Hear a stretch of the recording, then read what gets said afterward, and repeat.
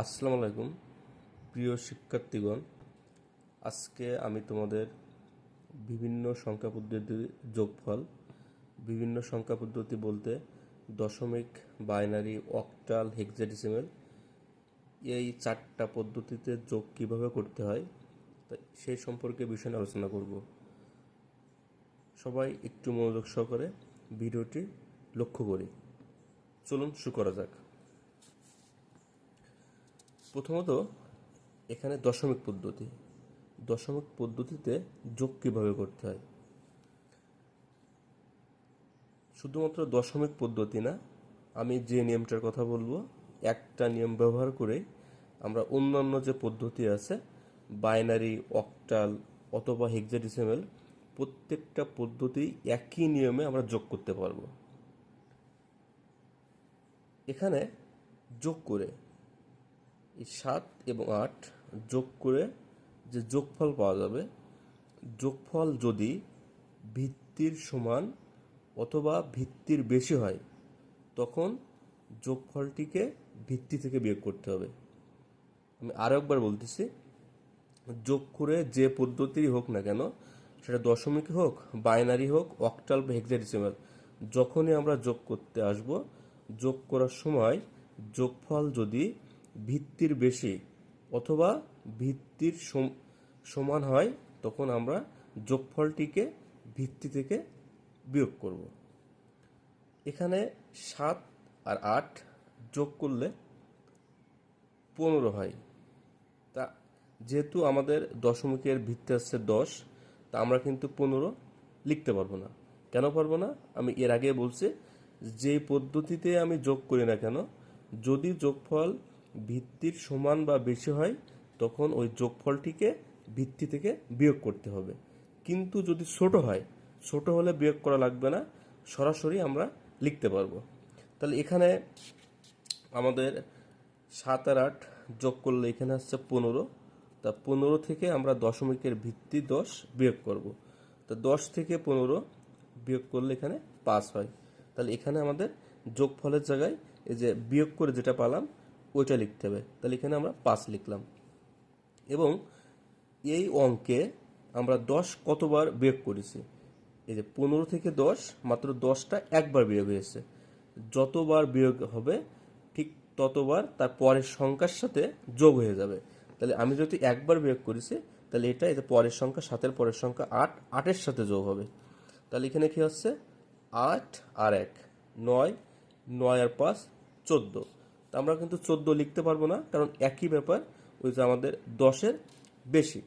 তাহলে কি, যে 14 থেকে যদি আমি 10 বিয়োগ দিই, যদি আমি 14 থেকে 10 বিয়োগ দিই, তা 14 থেকে 10 বিয়োগ দিলে আমাদের এখানে 4 হবে। তাহলে আমাদের এখানে যোগফলের জায়গায় এখানে 4 লিখতে হবে। আর এখানে আমরা বিয়োগ করেছি কয়বার 10, ওই একইভাবে আমরা জাস্ট একবার বিয়োগ করেছি। তো যতবারই বিয়োগ করব ঠিক ততবার তার পরের সংখ্যার সাথে যোগ হবে। তাহলে 8-এর পরের সংখ্যা 9, 9-এর সাথে যোগ হবে। তাহলে 9 আর 1 যোগ করলে 10, 10 আর 6 16। তা আমরা কিন্তু 16 লিখতে পারবো না। তাহলে কি করতে হবে, আমাদের এই যে 16 থেকে 10 বিয়োগ দিতে হবে।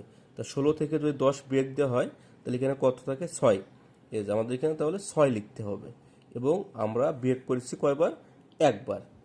এখন এই এক ছাড়া, এই যে এখন আমাদের এই এক ছাড়া এখানে কিন্তু কোনো আর সংখ্যা নাই। আর এককে আমরা লিখতে পারবো, হ্যাঁ অবশ্যই এক লিখতে পারবো, কারণ 1 10-এর ছোট। আমি প্রথমে বলেছি, যখনই আমরা যোগ করব ভিত্তির ছোট হলে সরাসরি লেখা যাবে। তাহলে এক করতে ডাইরেক্ট এখানে এক বসে যাবে। আচ্ছা, এবার আমাদের পরীক্ষায় সব থেকে বেশি যে পদ্ধতি পড়ে আর কি, যেটা বেশি কাজে লাগবে, সেটা হচ্ছে বাইনারি পদ্ধতি। দেখি বাইনারি পদ্ধতিতে যোগ কিভাবে করতে হয়।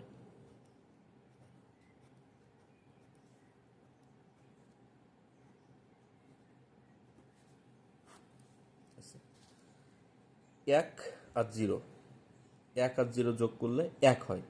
তা আমরা কি 1 লিখতে পারবো কিনা? হ্যাঁ অবশ্যই 1 লিখতে পারবো, কারণ বাইনারির ভিত্তি আছে 2, 2 থেকে ছোট। তাহলে এখানে 1 আর 0 যোগ করলে 1, সরাসরি 1 লিখতে পারবো। তারপর এখানে আছে 1 আর 1 2, তা আমরা কিন্তু 2 লিখতে পারবো না, কারণ ভিত্তির সমান হয়ে গেছে। আমি প্রথমেই বলেছি যোগ করে যোগফল যদি ভিত্তির সমান বা বেশি হয় তখনই আমাদের যোগফলটিকে ভিত্তি থেকে বিয়োগ দিতে হবে। তাহলে আমাদের এখানে কি করতে হবে, এই যে 2 থেকে আমরা 2 বিয়োগ দেবো, তা 2 থেকে 2 বিয়োগ দিলে আমাদের 0 হয়। তাহলে আমাদের বিয়োগফল যেটা আছে এটাই আমাদের যোগফলের জায়গায় লিখতে হবে, তার মানে এখানে 0 হবে। আর এখানে এই অঙ্কে আমি 2 কতবার বিয়োগ করেছি, একবার। যতবার বিয়োগ যাবে ঠিক তার পরের সংখ্যার সাথে যোগ হবে, তাহলে একের তার সংখ্যা আছে কত, এক, একের সাথে যোগ হবে। তাহলে এখানে 1 2 3 টোটালে আমাদের 3 হচ্ছে, তা আমরা 3 লিখতে পারবো কিনা, অবশ্যই না, কারণ 2 থেকে 3 বেশি আছে। তাহলে কি একই প্রসেসে আমাদের 3 থেকে 2 বিয়োগ করতে হবে। তো 3 থেকে 2 বিয়োগ করলে 1 হয়। তাহলে আমাদের কত লিখতে হবে এখানে, 1। এবং এখানে আমরা বিয়োগ করেছি কতবার, একবার, ঠিক তার পরের সংখ্যার সাথে যোগ হবে। তাহলে এখানে আসছে 1 আর 0 1, এবং তার সাথে 1 যোগ করলে কত হবে, 2 হবে। তা আমরা কি 2 লিখতে পারবো না, এই যে আমরা অলরেডি করা আছে যে 2 থেকে 2 বিয়োগ করলে এখানে কত হবে, 0, এবং বিয়োগ গেছে কতবার, একবার, ঠিক তার পরের সংখ্যার সাথে যোগ হবে। এখানে ঠিক কত আছে, 1 2 3, তা 3 কি লেখা সম্ভব না, 3 যেহেতু ভিত্তির বেশি, তাহলে 3 থেকে 2 বিয়োগ করলে কত হবে এখানে, এই যে 1। এবং এখানে 3 থেকে 2 বিয়োগ করলে আমাদের 2 কতবার বিয়োগ গেছে, একবার, এই যে সেই পাশে 1 লিখলাম। এখন এই 1 ছাড়া অন্য কোনো অঙ্ক আছে কিনা, না, তাহলে আমরা 1 কি লিখতে পারবো, হ্যাঁ 1 লিখতে পারবো, কারণ 1 2 এর ছোট, তাহলে 1 করতে এখানে 1 বসবে।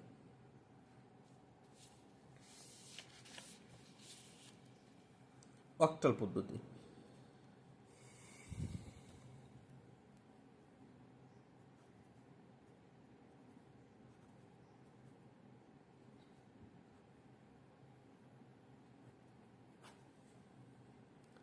6 আর 7 যোগ করলে কত হয়, 6 আর 7 যোগ করলে আমরা জানি 13 হয়।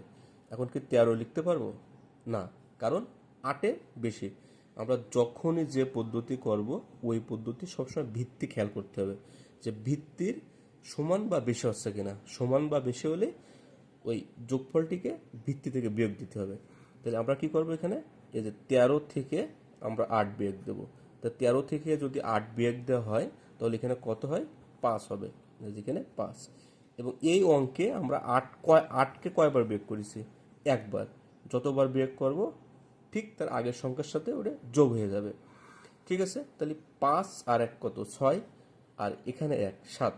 তা 7কে আমরা লিখতে পারবো, হ্যাঁ অবশ্যই লিখতে পারবো, আমরা বিয়োগ করা লাগবে না, কারণ 7 8-এর ছোট। তাহলে এখানে 7 করতে 7 বসবে। এখানে 7 আর 3 10, 10 কি লিখতে পারবো না, কারণ 10 8-এর বেশি। তাহলে আমরা কি করব, এই যে 10 থেকে আমরা 8 বিয়োগ দেবো। তা 10 থেকে যদি 8 বিয়োগ দেওয়া হয় তাহলে এখানে কত হয়, 2। তাহলে এখানে কত হবে, 2। এবং এখানে বিয়োগ গেছে কয়বার, 8, জাস্ট একবার। এবার সে 1 লিখতে পারবো কিনা, হ্যাঁ অবশ্যই 1 লিখতে পারবো, কারণ আমরা 8 থেকে 1 ছোট, তাহলে 1 করতে 1 বসবে। তাহলে আমরা এখানে আসলে কি বুঝলাম, আমরা যেই পদ্ধতিতে যোগ করি না কেন ওই যোগফল যদি ভিত্তির সমান বা বেশি হয় তখন ওই যোগফলটিকে ভিত্তি থেকে বিয়োগ করতে হবে। আর যতবার বিয়োগ যাবে ঠিক তার আগের সংখ্যার সাথে ওটা যোগ হয়ে যাবে। আর আমরা যখন যোগ করে যোগফল যদি ভিত্তির ছোট হয় তাহলে আর বিয়োগ করা লাগবে না, সরাসরি ওই যোগফল আমরা লিখতে পারবো। আমাদের আরেকটা পদ্ধতি আছে সংখ্যা পদ্ধতির, হেক্সাডেসিমাল পদ্ধতি। হেক্সাডেসিমাল পদ্ধতিতে যোগ কিভাবে করতে হয়,